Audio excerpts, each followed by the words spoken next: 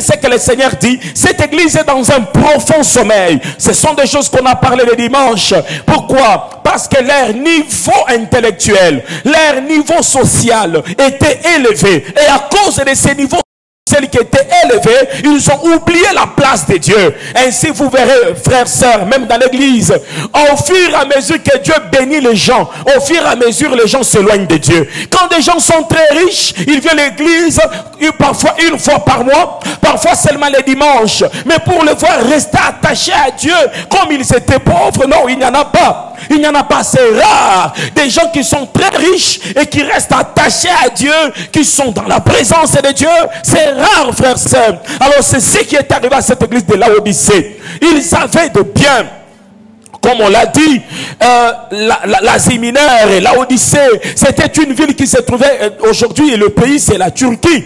C'est la Turquie, il y avait l'industrie du textile, ils avaient le vêtement, ils avaient un produit pour soigner les yeux, ils avaient de l'or. Donc ils avaient trois grandes richesses qui étaient recherchées. Ils avaient ces trois grandes richesses. Partout dans le monde on cherchait les vêtements. Et quand les gens avaient des problèmes des yeux, on ne savait pas comment trouver des solutions. Et eux, ils avaient des solutions pour le problème des yeux. Ils avaient aussi de l'or. Alors le fait qu'ils soient riches, ils ont cru qu'ils n'avaient plus besoin de Dieu. Et si on ne parle pas à une ville quelconque, on parle à une église. Il y avait l'église en Turquie, il y avait l'église à Laodicée. Et maintenant le Seigneur s'adresse à cette église de Laodicée. C'est cette église de Laodicée qui est devenue riche. C'était cette église de Laodicée qui a connu la croissance numérique, la croissance financière. C'est cette église de Laodicée qui ne se donne plus à Dieu. Et quand le Seigneur vient parler à cette église de Laodicée, il commence à se présenter. Il dit, voici ce que dit l'Amen. Mais quand le Seigneur se présente, étant celui qui est l'Amen, n'est-ce pas que ces gens ici connaissent qui est l'Amen?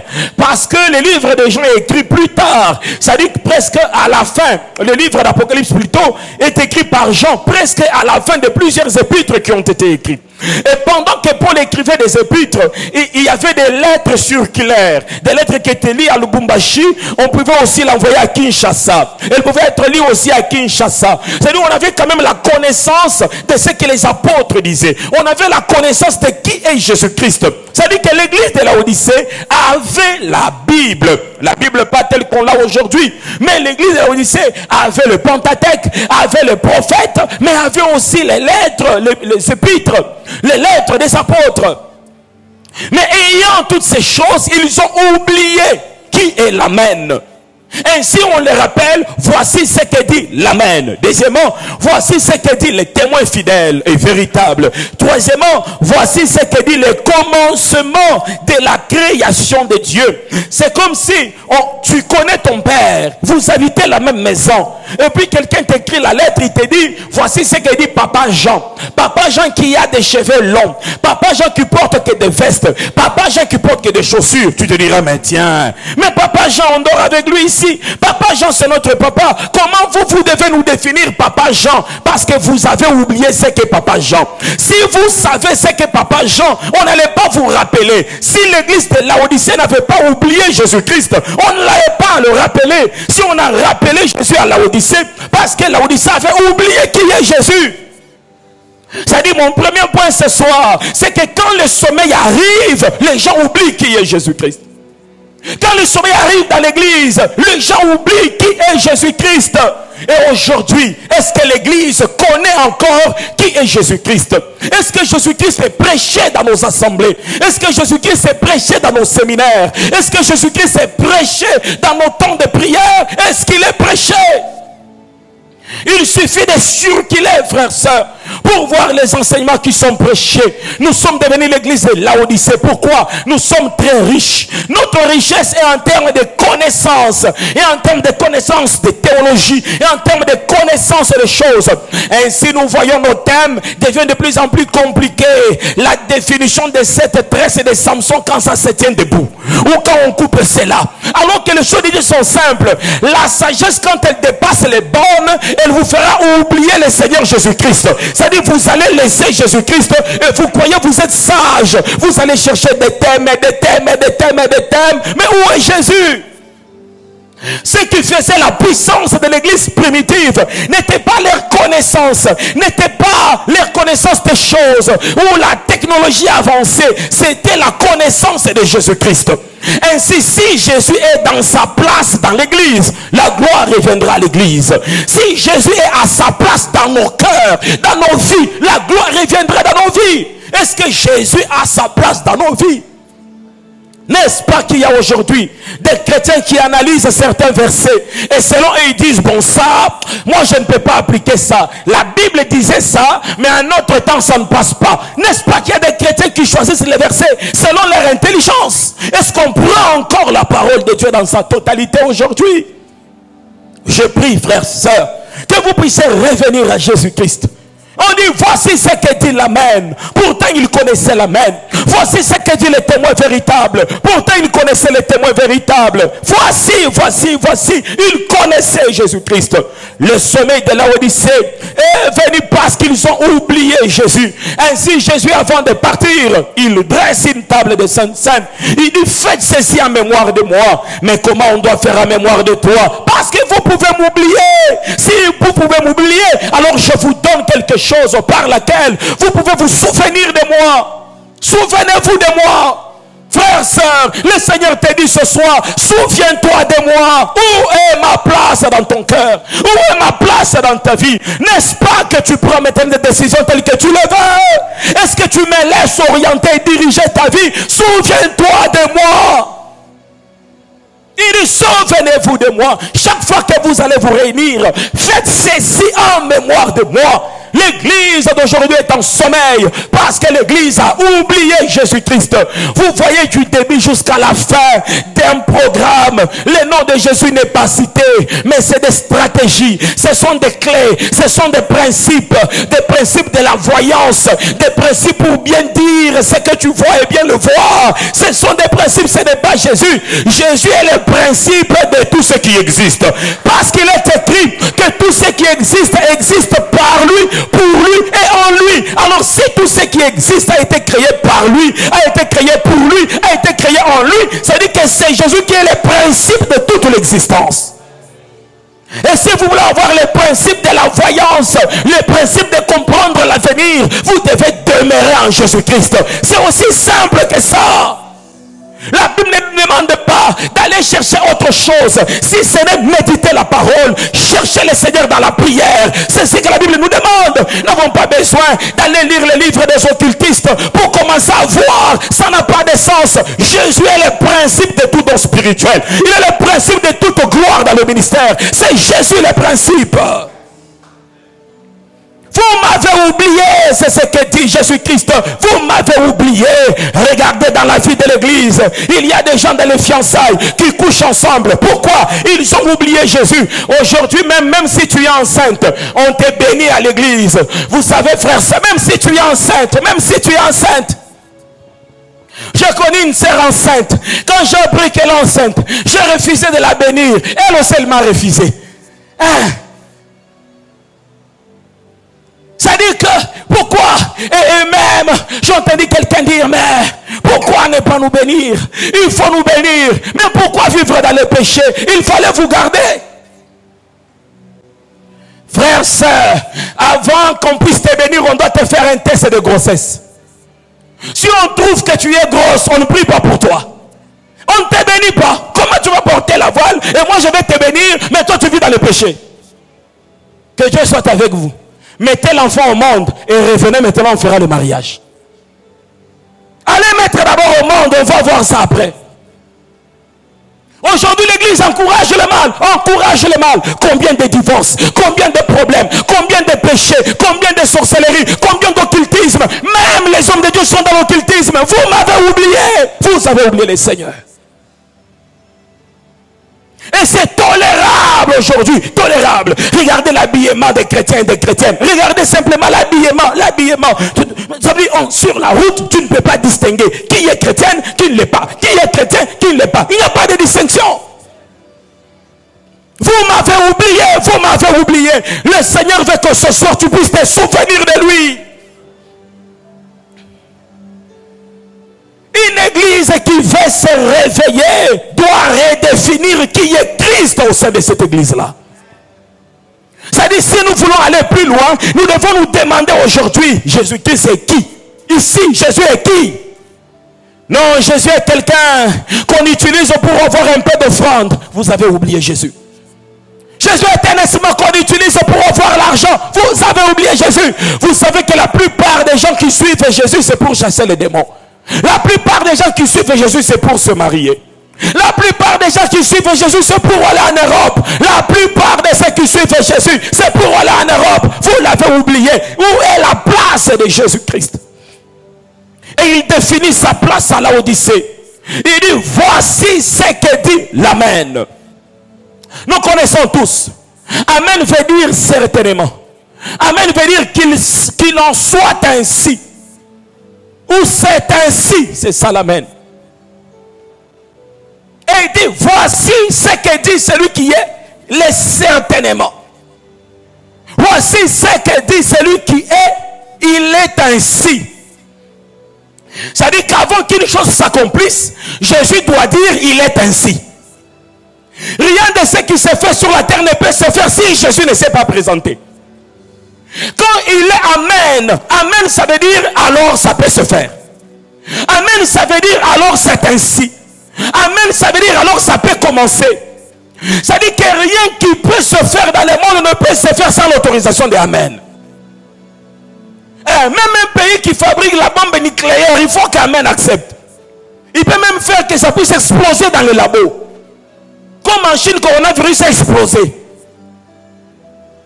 Vous voyez? C'est eux qui ont fabriqué le coronavirus, mais c'est eux qui sont morts beaucoup dans le monde.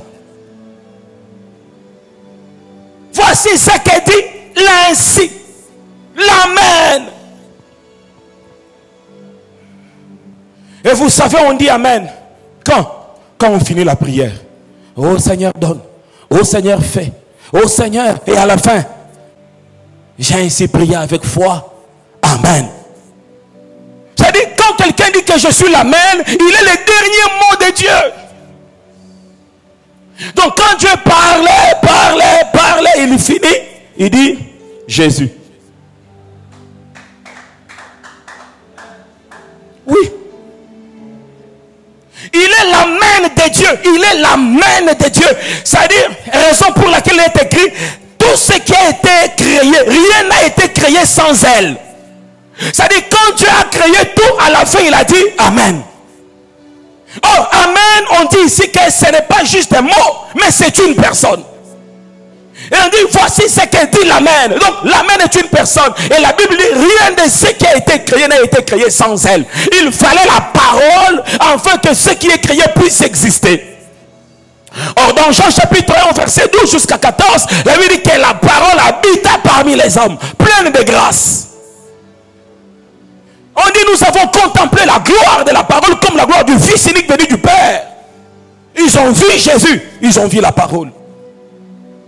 Et il s'impliquait, il disait, mais montre-nous le Père. Mais Jésus n'avait qu'à faire quelque chose de très facile. Le Père est dans ton cœur. Le Père est au ciel. Et il m'a envoyé. C'est simple. Mais il n'a pas simplifié les choses. Il lui a dit, mais depuis que je suis avec toi, tu ne m'as pas connu. Comment ça? Toi tu dis tu es le Fils. Montre-nous le Père et tu dis que tu es avec nous.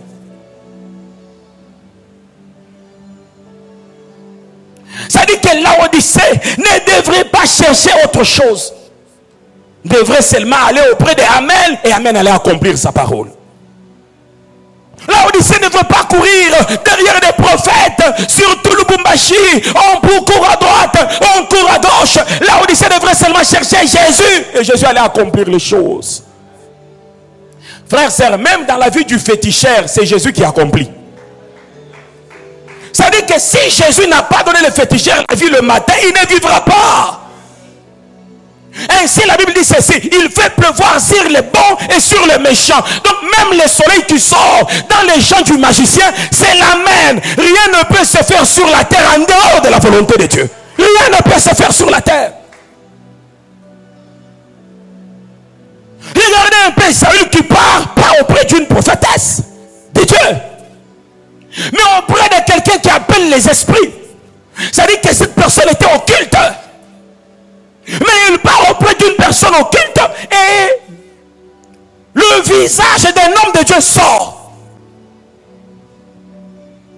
Et cette personne occulte n'arrive pas à regarder le visage parce que ce sont des choses extraordinaires qu'il ne pouvait pas voir.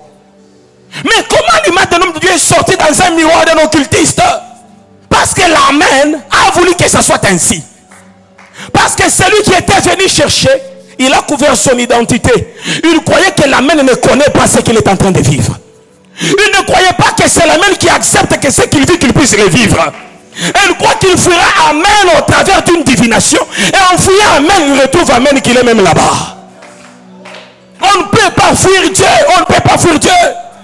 Même dans la mer, le poisson a avalé Jonas. Jonas a cru qu'il fuira. Il dit qu'il va fuir loin de la face de l'Éternel. Mais en voulant fuir loin de la face de l'Éternel, il trouve que Dieu a une grande maison dans la mer. Et puis le vent s'égare du corps de la parcelle. Il a soufflé la tempête sur la mer. On ne peut pas fuir Dieu. Tu ne peux pas fuir Dieu dans l'alcool. Même si tu quittes une ville pour une autre ville, tu ne peux pas fuir Dieu. Oui, même si tu quittes une maison pour une autre, tu ne peux pas fuir Dieu. Raison pour laquelle, au lieu de fuir Dieu, retourne ce soir vers le Seigneur. Et dis-lui, ma vie, je te la donne, Seigneur. Prends soin de ma vie. Conduis mes pas. Ne me laisse pas marcher par moi-même, Seigneur. Alors que ta volonté soit faite. Quand il leur dit que voici ce que dit l'Amen, en quelque sorte, tu voulais leur dire, c'est ma volonté qui doit être faite. Ce n'est pas la vôtre.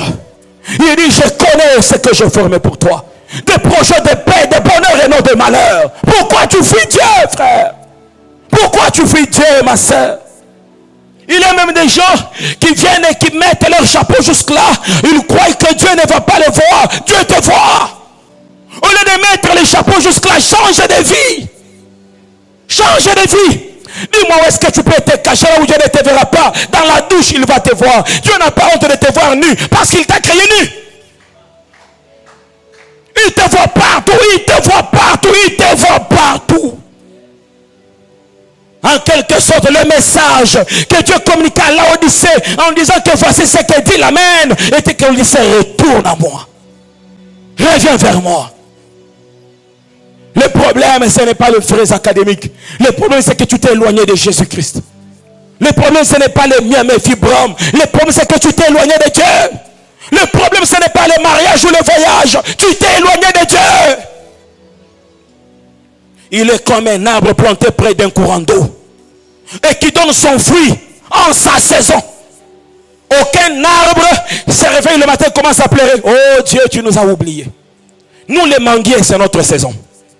Mais comment les mangues ne sortent pas sur la plante? Chaque arbre a sa saison. Le problème est qu'il y a des arbres qui ne sont pas près des sources d'eau. C'est ça le problème. Il y a des arbres qui n'ont pas de racines jusque dans les sols. C'est ça le problème. Le problème, ce n'est pas toi. Laisse que tes racines entrent dans les eaux profondes de la parole. Laisse que ta vie pénètre dans la parole de Dieu. Le problème, ce n'est pas ton corps. Le problème, c'est celui qui l'a créé. Si tu es en harmonie avec celui qui t'a créé, il viendra restaurer ta santé. Il viendra la restaurer. Un jour, j'ai dit à Dieu, Seigneur, s'il faudrait qu'un médecin prenne un couteau et me déchire le ventre, non, je ne le voudrais pas. J'avais des douleurs. Pas possible. Je ne pouvais pas prêcher sans avoir des douleurs. Et des fois quand j'ai prêché, je ne pouvais plus crier. J'avais des douleurs. Le problème, c'est pas ton corps. Celui qui a créé ton corps, il est vivant. Et celui qui te regardera et qui te dira, pour les problèmes de fibromes, je dis maintenant Amen. C'est celui qui te regardera et qui dira alors, pour les problèmes pour lesquels tu t'es tourmenté, je viens confirmer la réponse. Ainsi même nous avons des promesses qui ne peuvent pas se réaliser parce que la promesse ne se réalise pas parce qu'elle a été dite. La promesse se réalise lorsque Amen vient et dit maintenant c'est possible. Mais des fois, quand Amen vient confirmer la promesse, tu es très loin de Dieu.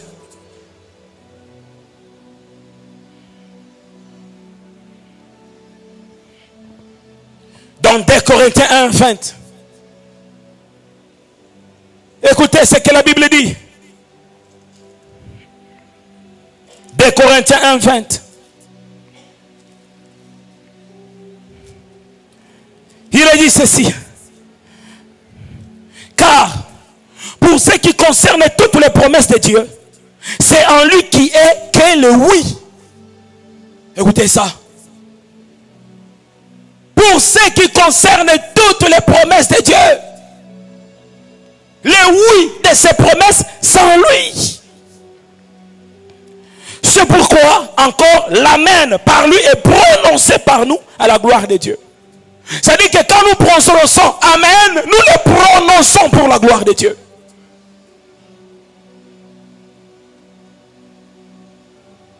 J'aimerais qu'on reprenne. Écoutez. Car pour ce qui concerne toutes les promesses de Dieu, c'est en lui qu'est le oui. Or, amen, c'est le oui. C'est en lui qu'est le oui. C'est pourquoi encore l'amen par lui est prononcé par nos bouches. C'est-à-dire, quand nous disons amen, nous prononçons amen dans quelqu'un. Nous prononçons amen par Jésus-Christ. Alors, si tu n'es pas en Jésus, ton amen n'a pas d'efficacité. Tu peux prier, à la fin tu dis amen, ça n'a pas de puissance. Parce qu'amen veut dire que tout ce que je viens de demander là, que ça soit ainsi. Mais pour que ce que tu as demandé soit ainsi, il faut que tu sois dans amen. Et qu'amen puisse prononcer ton amen au devant de Dieu. Ainsi, toutes les promesses prennent leur vie par lui qui est l'amen. Lui, il est le oui des promesses de Dieu. Vous savez, Dieu, il vient dans les jardins, il commence à chercher Adam. Est-ce que c'est normal? Dieu ne peut pas chercher Adam. Dieu ne peut pas chercher Adam. Vous savez pourquoi? Parce qu'il est omniscient et omniprésent. Il savait dans quel coin était Adam. Mais le problème est que Adam ne se voit plus devant Dieu et ne voit pas devant Dieu devant lui. Raison pour laquelle Dieu le cherche. Ce n'est pas que Dieu ne l'avait pas vu, non. Quand le Seigneur est retourné dans son calendrier de oui et de amen, il n'a pas vu Adam. Et Dieu a dit, Adam, dans les oui amen, tu es où? Adam a dit, je suis sorti quand j'avais péché. Plusieurs sont sortis dans les oui et dans les amen de Dieu lorsqu'ils ont péché. Ils sont sortis dans les oui et dans les amen de Dieu. Les promesses restent là. Le problème, ce n'est pas les promesses. Adam, où es-tu? Je ne te vois plus. Toi qui craignais, toi qui m'adorais, toi qui étais à mes pieds, Adam, où es-tu passé? Tu es maintenant dans les boîtes de nuit, dans l'angoissement, dans la musique profane. C'est là où tu es dans le péché, dans l'impudicité, dans le copinage, Adam. Que ce soit le oui de Dieu soit prononcé sur tes promesses. Et la clé de cela, c'est de retourner. C'est de retourner. Il dit la deuxième chose. Voici ce que dit les témoins fidèles.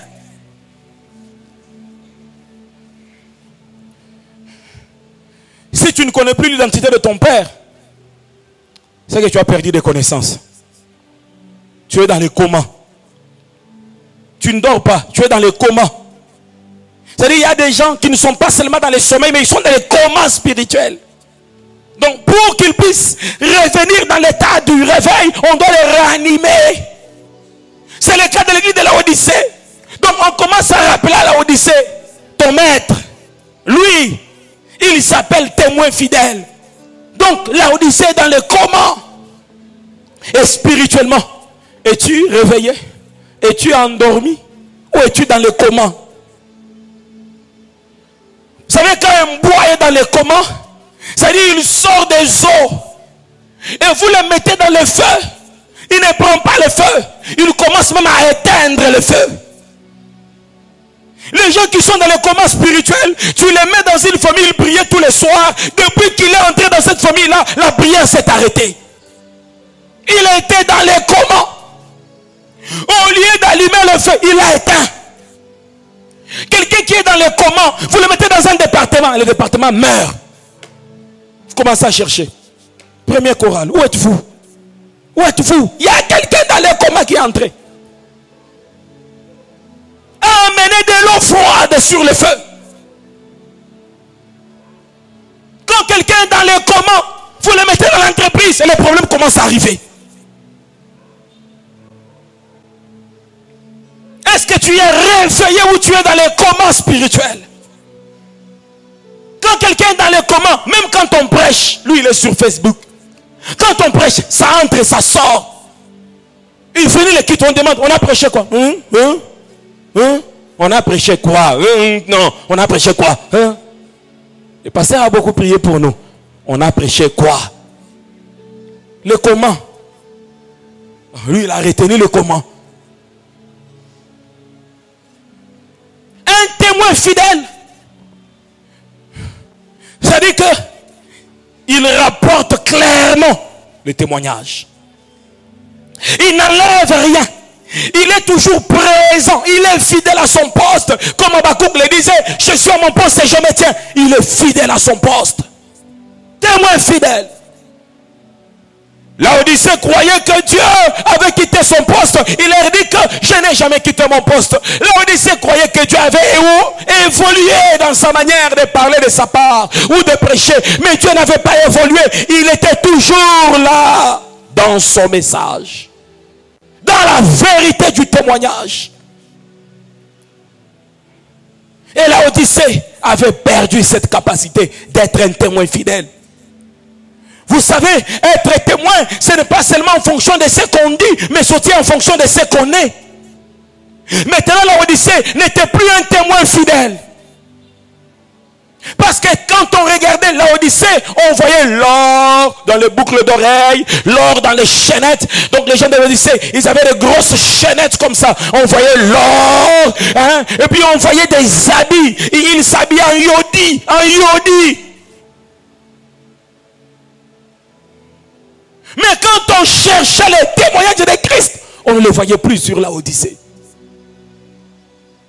C'est l'église qui est dans le spectacle, mais vous ne trouverez cette église nulle part parlant de Jésus-Christ. C'est les chrétiens qui viennent à l'église pour qu'on le voie, mais va à l'extérieur, parle de Jésus. Gagne les âmes vers le Seigneur. Ramène des gens vers Christ. Sois un modèle. Que ta vie soit un modèle. Quand on te regarde, on dit c'est ce genre de personnes qu'il faut suivre. Ça dit ta vie chrétienne, du début jusqu'à la fin, il n'y a pas de mabakou. Il n'y a pas de mabakou. C'est tout droit. Ça dit quand il faut te suivre. Dans le domaine des finances, tu es correct. Dans le domaine des mariages, tu es correct. Dans le domaine de la parole, tu es correct. Dans le domaine de ta marche chrétienne, tu es correct. Tu es un chemin droit.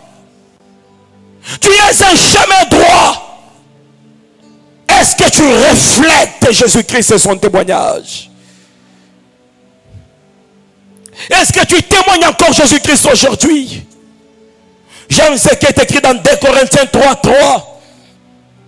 La Bible dit ceci. Vous êtes manifestement une lettre de Christ. Une lettre, c'est un témoignage. Écrite par notre ministère. Non avec de l'encre, mais avec l'esprit du Dieu vivant. Non sur des tables de pierre, mais sur des tables de chair, sur le cœur. Vous êtes une lettre. C'est-à-dire quand on est une lettre, partout on passe, les gens nous regardent.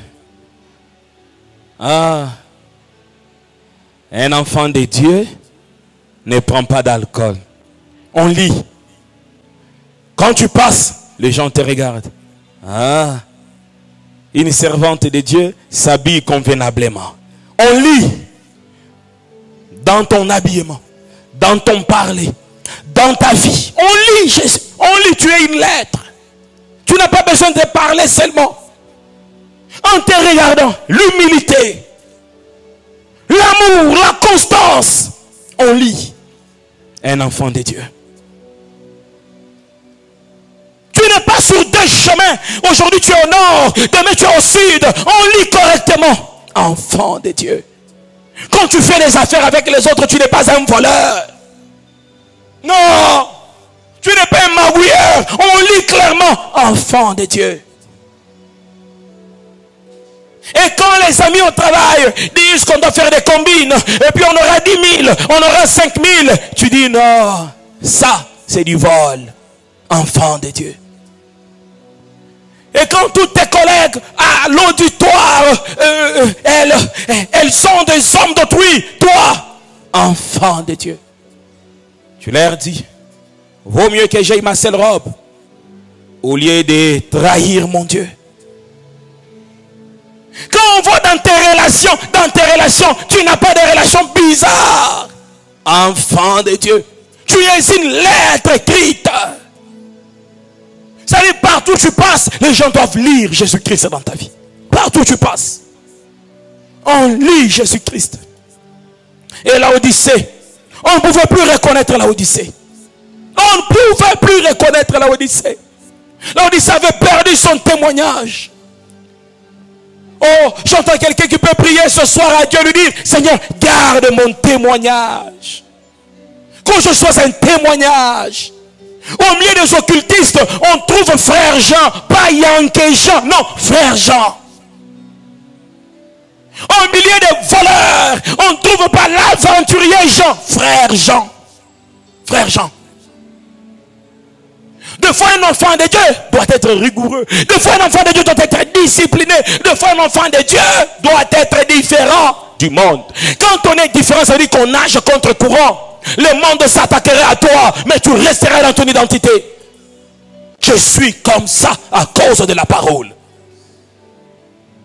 Et combien aujourd'hui on est bousculé à gauche, à droite, à cause des intérêts. Des intérêts. Il suffit qu'on mette 500 $ sur la table, on oublie la chrétienne. Il suffit qu'on mette 1000 $ sur la table, on oublie les chrétiens. Intérêt. Nous ne sommes plus stables. Des frères qui mentent sur le prix des syllabus. Syllabus c'est 20 $, mais toi c'est toujours 50. Tu n'as plus droit, frère. Tu n'as plus droit. Pensez-vous que Dieu ne connaît pas nos souffrances? Pensez-vous que Dieu ne sait pas par où tu passes? Penses-tu que Dieu a besoin que tu mentes afin qu'il te bénisse? Tu penses ça? Je crois que ta grande prière devrait être, Seigneur, garde-moi sur le droit chemin. Garde-moi. Vous savez la vie du prophète Samuel, il finit sa vie, il est vieux, et Dieu lui dit, je vais te prendre. Il vient, il appelle le peuple, il appelle tout le monde, et puis il dit, jugez-moi. De qui est-ce que j'ai rendu un mauvais jugement?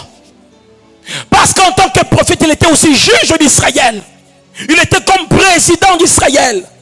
Avant que le roi ne puisse venir, c'est lui qui était président d'Israël. Juge. Il convoque tout le monde.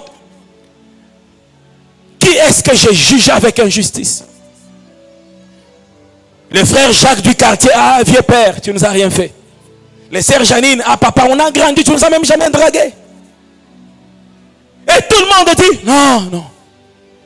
Alors si on interroge aujourd'hui tous les gens de votre avenue, on commence par la sœur Jeannette qui est au coin de l'avenue, on dit, parle-nous du vieux père, il est comment? Ah papa, un tueur. Kamikaze, vieux père, kamikaze, violeur. Si on commence à demander aux jeunes garçons de l'avenue, par exemple de la sœur Jeannette, ah papa, la sœur Nastou, c'est pas Jeannette, c'est Nastou, ah papa, pardon. Si nous là on va en enfer, c'est à cause d'elle. On lâche, il a dit peuple, jugez-moi. Et quand tu le finis, Dieu commence à les juger. Comment Dieu les juge? Il y a des tonnerres. Il y a des éclairs. C'est-à-dire que même Dieu dit, tu ne m'as rien fait de mal. Oh Seigneur, garde-moi. Quand j'arrive à la fin de ma vie, je fais la comptabilité, le bilan. Ah, j'ai pas pris la forme d'autrui. Ah, j'ai pas pris l'enfant d'autrui. Ah non. Dans ça, j'ai honoré le Seigneur. Dans ça, j'avais abandonné. Ça, je n'ai plus continué le chemin. J'ai fini. Et l'apôtre Paul dit, j'ai combattu le bon combat. J'ai achevé la course. Et désormais, la couronne. Oh Seigneur, aide-nous à combattre le bon combat. Aide-nous, Seigneur, à combattre le bon combat. Vous savez, il arrive dans la vie, quand tu n'as pas combattu le bon combat, tu pries. Oh Dieu, je suis ton enfant. Tu entends comme une cloche. Enfant de qui? Enfant de qui? Rappelle-toi les mardis. Toi, tu joues avec Dieu. Hein? Il y a des gens comme ça. Sa prière ne peut pas aller du début jusqu'à la fin sans problème. Il y a toujours des interruptions. Souviens-toi, tu as engrossé l'enfant d'autrui, tu l'as abandonné. Hein? Et tu viens prier ici. Vous savez, le diable devient insolent avec vous quand vous n'honorez pas le Seigneur. Il peut vous couper la prière. J'ai déjà vu des gens qui prient. Oh, Seigneur, boum. La personne s'assoit calmement et commence à regarder tout le monde. C'est quoi? Tu ne pries pas. Il n'y a rien. Mais prie. Il n'y a rien. Le diable l'a rappelé des dossiers qu'il n'a pas régularisé. Alors ce soir, régularise avec le Seigneur. Régularise avec Dieu. La troisième chose, les commencements de la création de Dieu. Les commencements de la création. C'est-à-dire, Dieu a une création. Jésus n'est pas la première création. Jésus, c'est que quand Dieu a voulu commencer à créer, il a appelé Jésus. Commence. Parce que ce verset, cette partie est interprétée par Colossiens chapitre 1, verset 16. Il est dit, car en lui ont été créées toutes choses. On ne dit pas que lui a été créé et après toutes choses. On dit c'est lui, c'est en lui. Si Jésus a été la création de Dieu, donc Dieu n'avait pas de trône avant de créer Jésus. Or la Bible dit ceci, le ciel sur la terre, les visibles et les invisibles, trône. Donc les trônes existants ont été créés en lui. C'est-à-dire avant que Dieu s'assoie, Jésus-Christ a créé. Alléluia. Le trône, c'est la divinité, c'est la gloire de Dieu, c'est Dieu lui-même. Donc avant que Dieu s'assoie, Jésus-Christ a créé le trône. Donc Jésus n'est pas la création de Dieu, Jésus est en Dieu et Dieu est en Jésus. Parce que Jésus est la parole qui a créé. Or Dieu, il n'est pas un homme, Dieu est la parole. Alléluia. Le commencement de la création. Ça dit, tu n'as pas à t'inquiéter. Où est-ce que je vais trouver ceci? Où est-ce que je vais trouver cela? S'il a créé le visible et l'invisible, il faut aussi tout créer dans ta vie. Toutes choses. Et dans le commencement de la création, c'est-à-dire, celui qui est le commencement de la création, vous savez comment on l'appelle en architecture? L'architecte. C'est-à-dire, le plan de la maison, c'est sorti dans ses pensées. Les tubes carrés de 20 cm, c'est lui qui a voulu que ce soit comme ça. C'est-à-dire la serre jolie qui est brune. Lui, l'architecte, il a mis en toi un produit en fait que tu puisses être brune. Il est l'architecte de la création. Et s'il y a un bois dans ta vie qui est déjà abîmé, Jésus n'a pas besoin d'aller prendre chez les voisins. Il peut dire, bois, sors comme tu étais sorti au commencement. Et le bois sort. C'est que Laodicée faisait, il avait oublié que tout a été créé par Jésus-Christ de Nazareth. Il a oublié que comme il est le chef de la création, il peut aussi restaurer nos vies. Il peut restaurer nos santé. Oh, je prie que ce soir, Jésus restaure la santé d'un homme. Que Jésus restaure la santé d'une femme au milieu de nous. J'ai fini par là, on va prier, on continue vendredi. Ça dit qu'en Jésus-Christ, tout peut redevenir nouveau. Raison pour laquelle l'appel que je fais ce soir, retourne en Jésus-Christ. C'est lui l'architecte. Si tu es malade, ce soir tu vas seulement te prendre tout entier. Tu fais 1, 2, 3, Jésus, je me jette en toi. Bam. Deux fois, toi tu crois que ce sont des myomes. Or en réalité, ce n'est pas des myomes, c'est des fibromes. Donc tu peux demander une guérison pour une maladie qui ne l'est pas. Jette-toi seulement en Jésus, il te connaît bien. Tu peux dire non, c'est le problème des sorciers. Oh, ce n'est pas le problème des sorciers. Ce n'est pas les sorciers. Le problème est que tu n'es pas arrivé à l'entreprise où on doit t'engager. Tu as circulé dans ton quartier, mais là où il faut t'engager, tu n'es pas arrivé. Ne pleure pas. Jette-toi chez l'architecte. J'aimais une émission. Je la suivais beaucoup. La rénovation des maisons. On rénovait les maisons. Dans cette émission-là, tu peux avoir une maison de 1950. Elle est détruite. Mais quand l'architecte vient, il regarde. Il fait rénovation. On vous fait voyager dans une autre ville. Et puis on retape votre maison. Quand vous revenez, vous ne vous revenez pas. Hein? C'est ça? Donc vous avez compris. Donc quand vous revenez à l'endroit, c'est ma maison ou c'est pas ma maison? C'est autre chose. Pourquoi l'architecte, il sait comment rénover. Et ce soir, nous avons plus que les architectes de ce monde. Je peux même te réveiller le matin, frère Junior. Dieu retrace ton nez. Il est comme un blanc. Tant. Il est fait. Il te redonne la beauté. Il enlève des problèmes. Je viens à toi. Je viens à toi. Mon cœur a soifé de toi. 2 Corinthiens 5, 17, la Bible dit. Si quelqu'un est en Christ, il est une nouvelle créature. Pourquoi? Parce qu'il est chez l'architecte. C'est-à-dire quand tu viens en Christ, c'est comme une maison qu'on avait construite depuis 1950 et tu viens chez l'architecte. Vous savez le caractère de tout bon architecte. Il ne supporte pas les défauts d'une maison. Des fois, quand un architecte passe par la maison, la première chose qu'il regarde, les défauts. Ça lui fait mal, voir les défauts dans une maison. Il peut même vous proposer. Nous avons une soeur qui a son mari architecte. Nous-mêmes, on n'a pas même demandé les plans. Lui, il a seulement vu qu'on veut acheter une parcelle. Il m'a envoyé des plans. C'est-à-dire, un architecte, il aime créer. Celui qui est en Christ, c'est là une nouvelle créature. Et vous voyez dans les maisons d'architectes, tu peux venir le matin, c'est rouge, et le soir, c'est bleu. Pourquoi? Parce qu'il aime toujours ajouter, arranger, ajouter.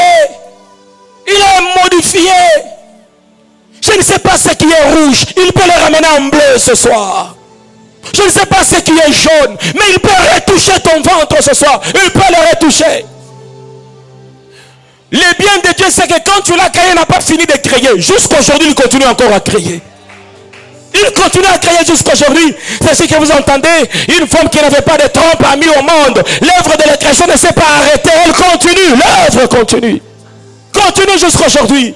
Et que ce soir, l'œuvre de la création s'opère dans ta vie au nom de Jésus-Christ. Qui est ton Jésus?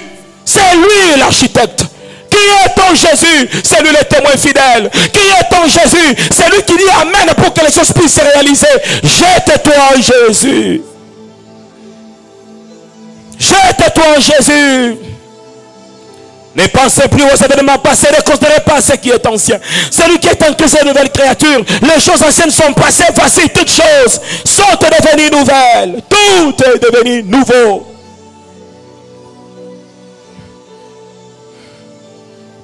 Entre dans sa présence. Des fois quand tu viens devant Dieu, prends tes fardeaux, prends tes péchés, prends tes problèmes, prends tes manquements, prends tes limites. Ne les laisse pas. Non, si je les amène, il me verra mal. Non, tu dois les amener. Si tu ne les amènes pas, il te verra mal. Amène tes fardeaux. Alléluia. Je viens dans ta présence. Mon cœur a soifé de toi. J'ai besoin de toi. J'ai besoin de toi, Père. Je viens dans ta présence. Mon cœur a soifé de toi. Je ne sais pas quelle position tu prendras, mais il t'attend. Il t'attend.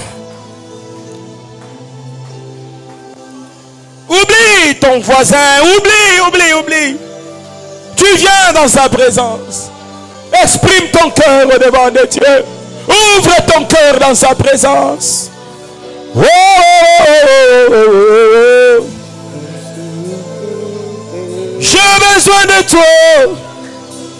Je viens dans ta présence. Mon cœur a soifé de toi. J'ai besoin de toi. J'ai besoin. Je viens dans ta présence.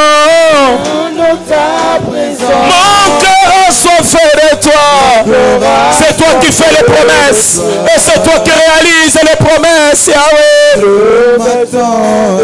Je m'attends à toi, Jésus. Je m'attends à toi. Je viens dans ta présence. Mon cœur a soifé de toi, Jésus. J'ai besoin de toi, mon Dieu. J'ai besoin de toi. J'ai besoin de toi. J'ai besoin de toi. Je viens dans ta présence.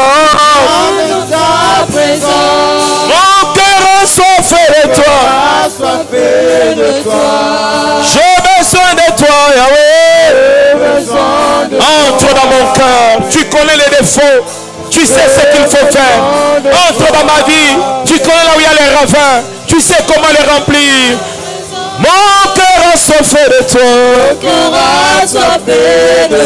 J'ai besoin de toi, Jésus. J'ai besoin de toi. Entre dans ma maison. Tu connais là où il y a les défauts. Tu connais là où il faut ajouter. Là où il faut retrancher. Entre dans mon foyer. Mon cœur a soifé de toi, Jésus. Vraiment, j'ai besoin de toi, mon Dieu. J'ai besoin de toi. Mon Dieu, j'ai besoin de toi, Seigneur. J'ai besoin de toi. Je viens dans ta présence. Mon cœur a soifé de toi. Je m'attends à toi. Je m'attends à toi. Je m'attends à toi. Posanange Zayo Ezayo Posanange Zayo.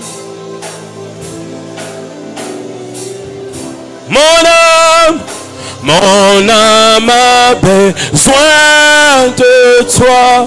Besoin de toi. Mon âme a besoin. J'ai besoin de toi. Mon âme a besoin de toi. J'ai tant besoin de toi, Père. J'ai besoin de toi, Père. J'ai besoin de toi ce soir. J'ai besoin de toi. J'ai besoin de toi. J'ai besoin de toi, Père. J'ai besoin de toi. J'ai besoin de toi, Père. De toi seul dans ma vie. De toi, Père. J'ai besoin de toi seul. J'ai besoin de toi, Père. Nous allons tous prier. Juste le clavier va nous jouer une bonne mélodie. Nous allons tous prier. Dans la baba sakayabo chebedi de gars. Prie, prie, prie, prie, prie. Élève ta voix. C'est le temps de la prière.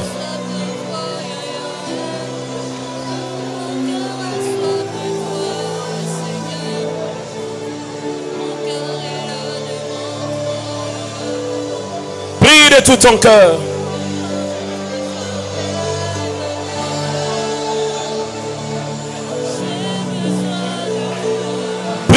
ton cœur. Prie de tout ton cœur. C'est un temps de prière. Présente ta vie à Jésus. Dis-lui, Seigneur, dis Amen à ma vie. Dis Amen à ma vie. Dis Amen aux promesses de ma vie. Tu connais ce que tu avais dit sur moi. Tu connais ce que tu avais dit sur moi. Je viens présenter ma vie à toi.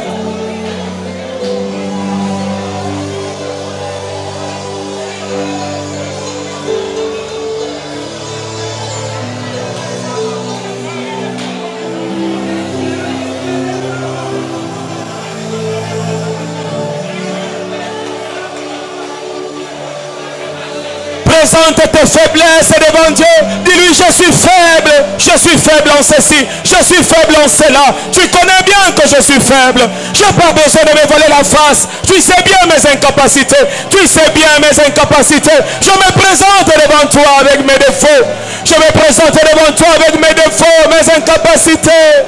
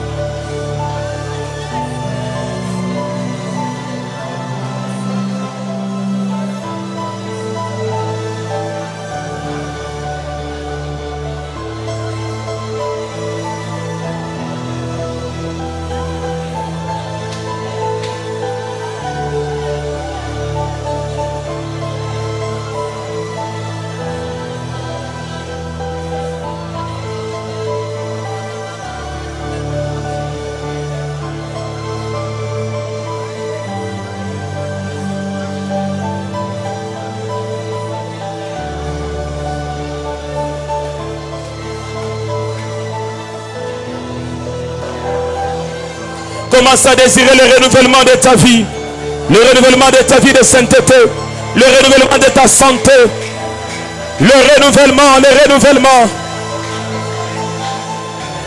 Il est le commencement de la création de Dieu. Il est le commencement de la création de Dieu.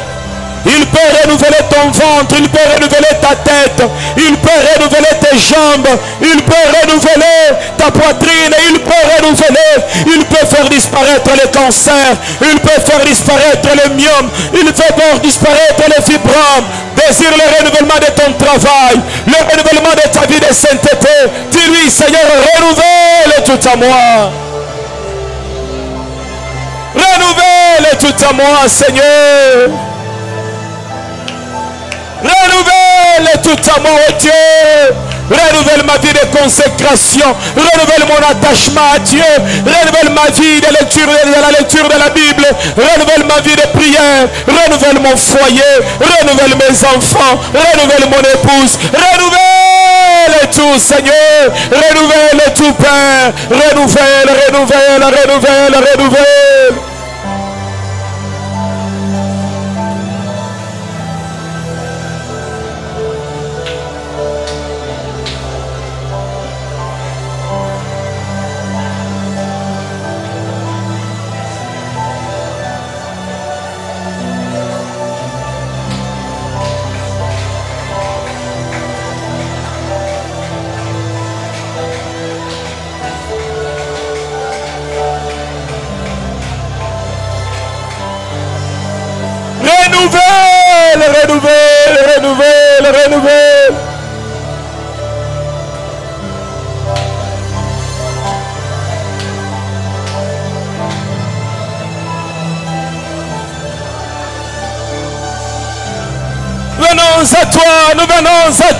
Venons à toi, Papa.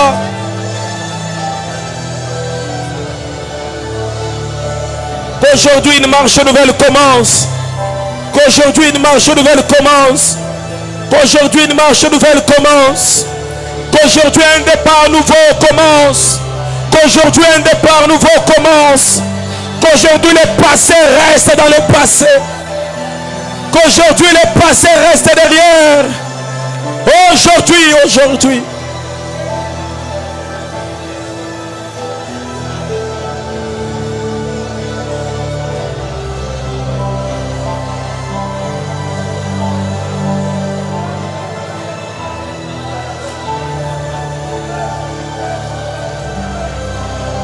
Que ce qu'on a vécu dans le passé ne revienne plus. Que les maux, les douleurs qu'on a connues dans le passé ne reviennent plus. Que notre vie soit renouvelée.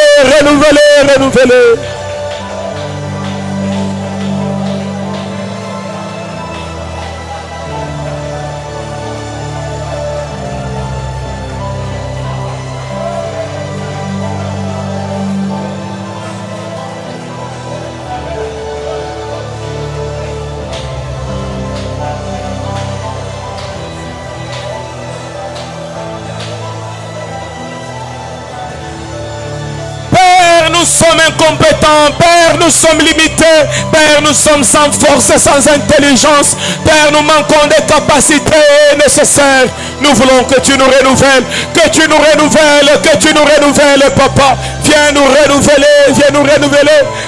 la santé, renouveler la vie, renouveler le travail, renouvelle, Seigneur, renouvelle.